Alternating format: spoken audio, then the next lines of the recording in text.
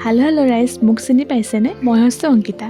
আজি আমাৰ ইনষ্টিটিউটত এখনি জব মেলা আছিলে, লগতে এটা প্লেচমেণ্ট ড্ৰাইভৰ ইণ্টাৰভিউ আছিলে, যিটো পেপচিকো আণ্ডাৰত হৈছিলে। তাতে বহুত কেইখন ইনষ্টিটিউটৰ পৰা মানুহ আহিছিলে। তাত আমি বহুত কিবা কিবি দেখিবলৈ পাইছিলোঁ। এনেকৈ কিবা চশমা এখন দিছিলে, যিখন থ্ৰুৱেদি আমি এটা জেগালৈ গৈ থাকিব পাৰিছিলোঁ 3D টাইপত। এইফালে মই চেক কৰিছিলোঁ, মোৰ লগৰটোৱে চেক কৰিছিলে, এইফালে জুনিয়ৰজনে চেক কৰি আছিলে।